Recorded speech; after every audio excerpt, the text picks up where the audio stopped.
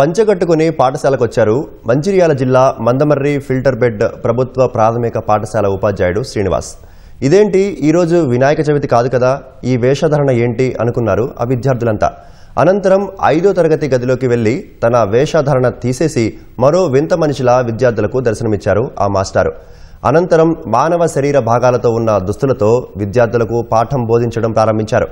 శరీరంలో ఒక్కొక్క అవయవం పనితీరు, అవి మరో అవయవంపై ఎలా ఆధారపడి పనిచేస్తాయో విద్యార్థుల కళ్లకు కట్టినట్లు బోధించారు.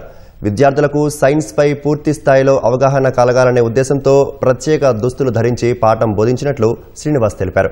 శ్రీనివాస్ను తోటి ఉపాధ్యాయులు, విద్యార్థుల తల్లిదండ్రులు అభినందించారు. పనిచేయడం వల్లనే మనకు ఏమైతుంది, మనం బతికున్నాం. ఎందుకంటే గుండెకి ఎవరైనా కొట్టుకోమని చెప్తారా? అది దానికదే కొట్టుకుంటది. మనం నైట్ పడుకున్నప్పుడు కొట్టుకుంటుందా? కొట్టుకోదా? లంగ్స్ వాటికి అవే గాలి తీసుకుంటాయి, మనకు చెప్తాయి అవేమన్నా. అంటే ఇంటర్నల్ ఆర్గాన్స్ అనేవి వాటంతటా అవే పని చేస్తాయి, ఎవరి హెల్ప్ తీసుకోవాలి. అర్థమవుతుందా? ఎనర్జీ కోసం ఒక ఫుడ్ మాత్రమే మనం వేస్తాం, లోపల గాలి తీసుకుంటాం అంతే. Okay, right.